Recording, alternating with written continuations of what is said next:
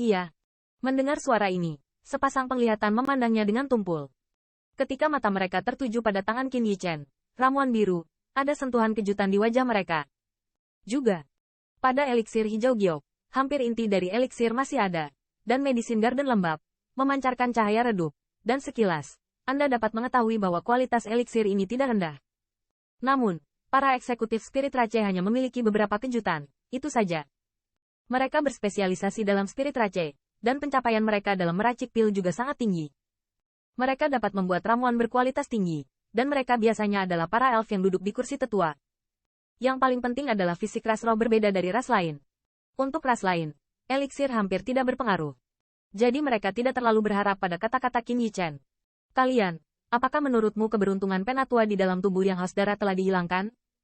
Qin Yichen terkekeh, berkata. Dengan kata lain, Qin Yichen tidak akan menjelaskan lebih lanjut.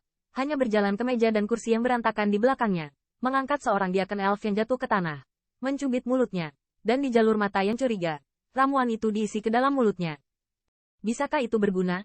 Melihat tindakan Qin Yichen, banyak eksekutif elit Spirit Rache tidak dapat menahan diri untuk saling menempel secara diam-diam.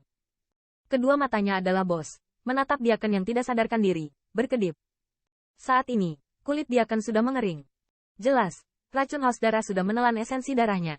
Jika suatu hari nanti, mungkin esensi darahnya akan ditelan oleh racun yang haus darah dan akhirnya menjadi satu.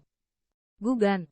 Dengan tatapan tajam, masih tidak ada perubahan pada tubuh tetua itu, dan tangan Qin Yichen telah beristirahat di pergelangan tangan yang terakhir.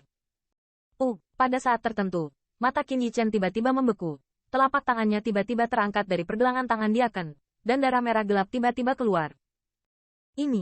Melihat ini, mata banyak eksekutif elit Spirit Rache menyusut. Mereka tidak menyalahkan Qin Yichen karena begitu sembrono, tetapi karena warna darahnya. Masih di antara banyak elf, diaken yang tergeletak di tanah mengeluarkan rangan lemah.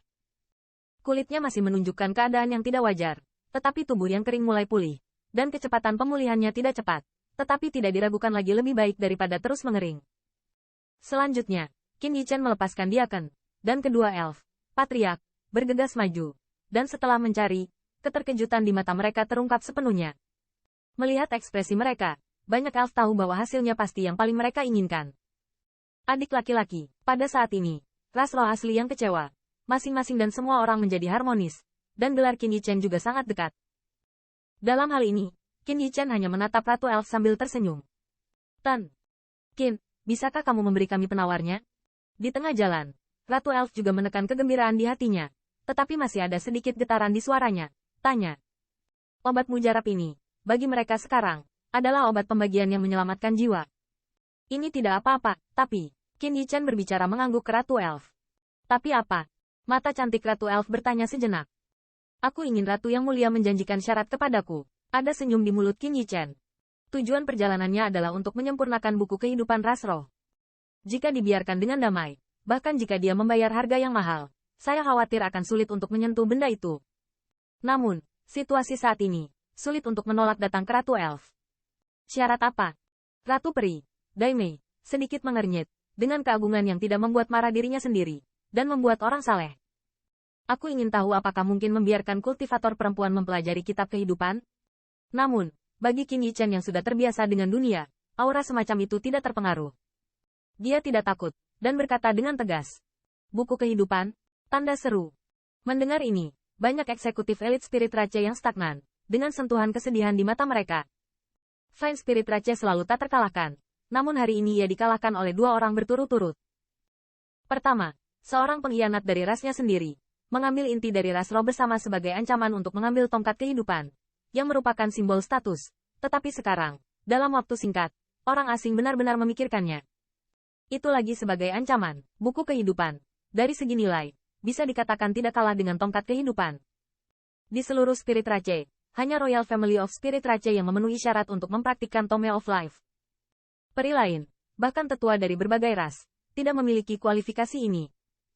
Selama kamu bisa mendapatkan penawarnya, aku berjanji akan memberinya kesempatan. Namun, di luar ekspektasi semua eksekutif Spirit Rache teratas, Ratu Elf bahkan tidak memikirkannya sama sekali, dan dia menerimanya. Ratu yang mulia benar-benar menyegarkan. Mendengar ini, Qin Yichen juga tertawa lama. Tanpa berkata apa-apa, dengan lambaian jubah berlengan, beberapa botol batu giok bersiul dan melayang di depan Ratu Elf. Melihat Qin Yichen begitu menyegarkan, Ratu Peri melintas dengan sentuhan keheranan. Segera setelah itu, dia mengambil botol batu giok, membuka sumbatnya, dan memiringkannya sedikit, dan ramuan bulat dituangkan. Ramuan ini, merasakan kualitas eliksir ini, Ratu Elf sedikit terkejut. Itu pasti dari tangan Grandmaster pemurnian pil. Jika ramuan itu dibuat dari anak nakal di depannya, yang terakhir akan mengejutkannya.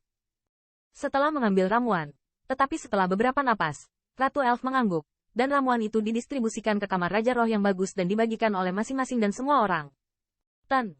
Qin, suasanamu agak tidak terduga bagiku. Di aula sibuk aula besar, suara Ratu Elf berubah menjadi garis tipis dan masuk ke telinga Qin Yichen.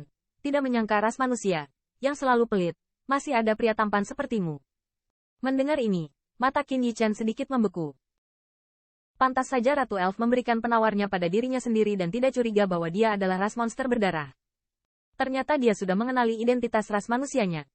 Ras manusia dan ras roh. Meskipun mereka bukan teman baik, mereka juga dianggap sebagai makanan yang sangat baik oleh 10.000 keluarga, tetapi mereka bersimpati pada penyakit yang sama. Nyatanya, untuk human race, spirit race masih lebih perhatian. Kalau tidak, kecuali untuk beberapa ras puncak yang memenuhi syarat untuk teh elf, itu tidak akan diungkapkan ke ras manusia.